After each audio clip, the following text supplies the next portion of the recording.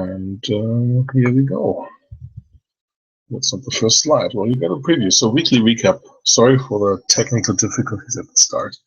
The week started with a post I want to write since probably over a year about what really analytics means. And I take issue with the marketeers hijacking the term analytics, being bored of calling things business intelligence, dashboards, reporting, visualizations, and so on.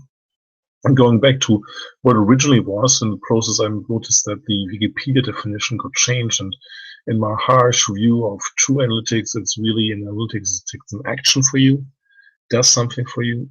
Examples are your ABS in the car that breaks for you. Examples is Google Now, which wakes you up earlier because there's traffic on the way to the office. FICO's Falcon product, which decides in 0.2 seconds or something like that. So in the business context, it's fine also for analytics to make a recommendation telling you what to do in a force rank fashion or what's recommended to do.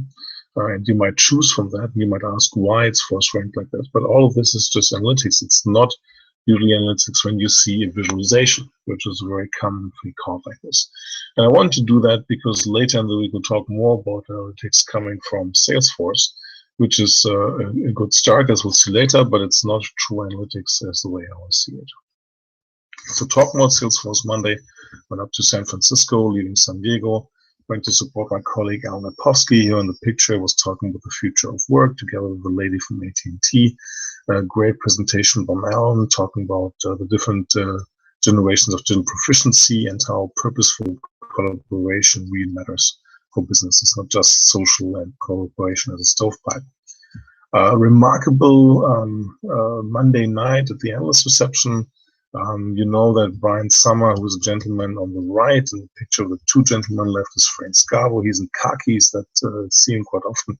But Brian, for the second time only in this year, is there in jeans. So special occasion, he's always impeccably dressed, always wears a tie.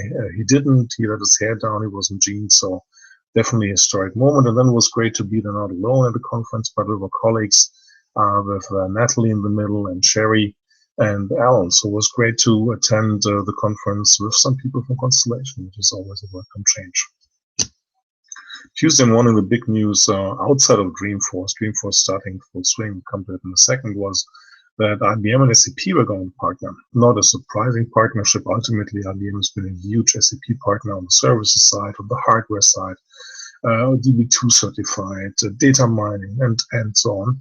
But the really interesting thing, which I don't know why it took them so long, is that SAP will run the HANA Enterprise Cloud on IBM soft layer and cloud managed services CMS.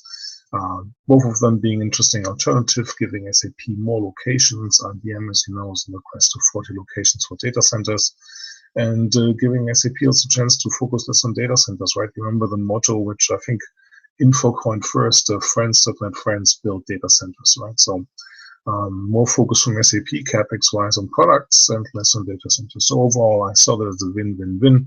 Lots of press briefings and quotes, which is great, and you'll see that later in a second. Back to Dreamforce, the usual great keynote from Mark Benioff, focused around 6 key customers. Obviously, strong focus from Europe, Philips and Coca-Cola Germany being featured all the time. A nice job by Salesforce and Moscone West to have a partner for all these 6. Let's see if I get them together. GE, Philips, interesting competitors, Verizon, Tesla, and Coca-Cola. I'm missing one, sorry about that. But great show floor where you could look again to showcase what Salesforce has done for these. So any money in marketing thinking how to do a conference, definitely you can learn from Salesforce. So really well done. The other big news, sorry for not the sharp screenshot, was Wave, powering the analytics cloud, the 6th cloud of Salesforce. We'll talk about it in a second a little more. Not, as I mentioned before, not true analytics, really good visualizations, but it's a version 1 product, and predictive analytics might come later, as I mentioned. Overall, Salesforce always makes a big statement that it's the biggest conference. I think it was over 150,000 participants. Not sure if they were there in person because I had a great view from my hotel room, as you can see. At lunchtime, which is the busiest time when people come out. Granted, it wasn't great weather, but food gets people out all the time. Great comparison to Open World, which was 2 weeks before, which from a similar vantage point definitely was busier, but just my personal impression. Then Natalie, Alan, and me, and Ray via email, because it was a plane, recorded our hangout of Dreamforce with our takeaways. The things I haven't mentioned yet was Lightning, a development framework to allow even end users to build next generation applications.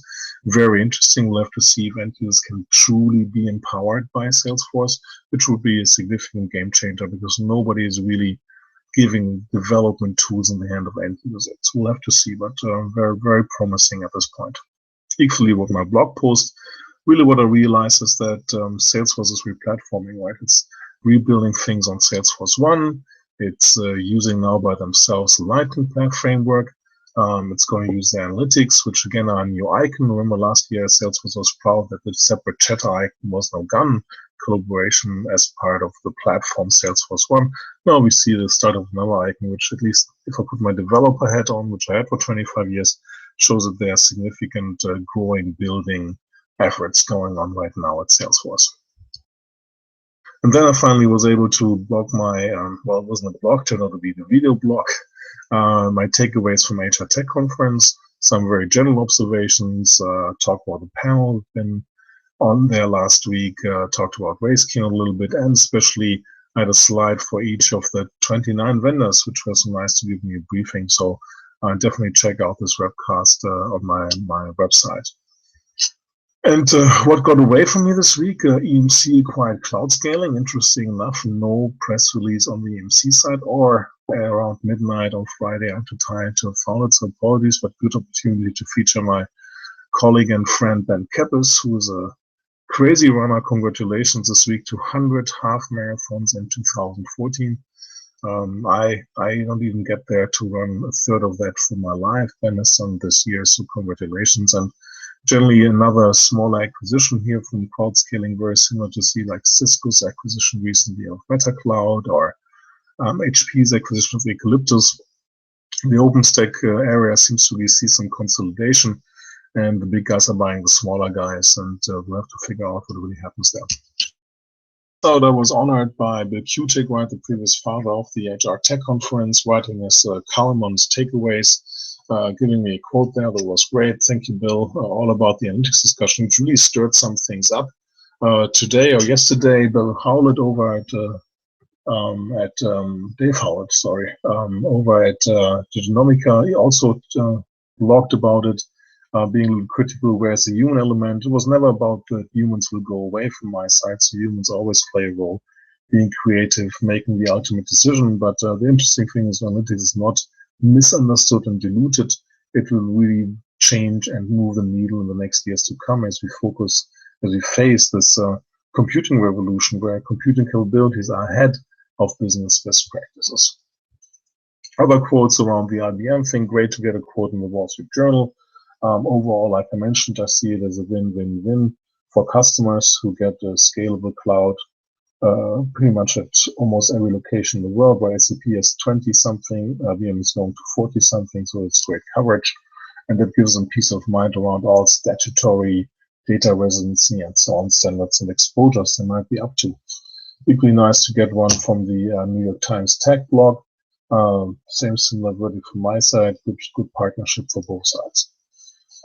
First Bill's giving me a quote over in the UK. Thank you for that. Same thing, the Technology Spectator.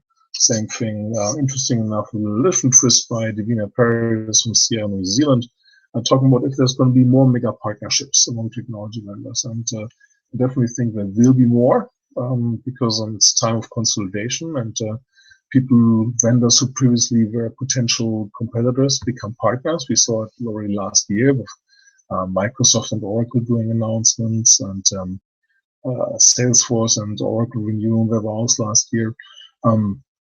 What's important for customers is to look at contracts and see what it means for service level agreements. So a good piece from Divina. Anyway, next week, what else happened this week before we look at that? Great briefing by IBM on design. I learned a lot of more diversity. I always knew that IBM was for diversity, but very early landmarks shared this week in the IBM design webcast about what IBM has been doing to support women and minorities, which is always a good thing for, I think, the diversity for any company and for the success of any company. And I had the pleasure to get 2 interviews for case studies, one coming from Vizier up in Vancouver, and the other one coming from Scala in San Francisco. 2 really interesting case studies. Now the burden is on me to write them, hopefully get them out soon. Can share. This morning, quick briefing with IBM around software-defined storage. Normally an area I'm not very interested in. It's just getting cheaper and better. The software-defined aspect is really interesting change-wise because it enables new applications on different media to run more efficiently and cheaper. So if it's software-defined, it's interesting. If it's just hard disk management, please don't. But okay, let's not go on record. Storage is always interesting. So next week, I have the slide up here. Hopefully SAP sends me a check in the mail. No, just kidding. I will be at Discover SAP Tech and Decode. Getting really complicated. It used to be the Tech Ed event. Looking forward to get some interesting briefings from a number of colleagues there, see where the HANA Cloud platform is. Unfortunately, pre-briefing that SAP had set up with Björn Görke got cancelled today. So fine, these things happen. So really look forward to learn more. I will be in a panel on Tuesday talking with some people from SAP and from API management vendor and recent SAP partner IPG about the usage of APIs and the digital economy, so on digital business and the future. And then it's going to be jumping on a plane and going to HR Tech in Europe.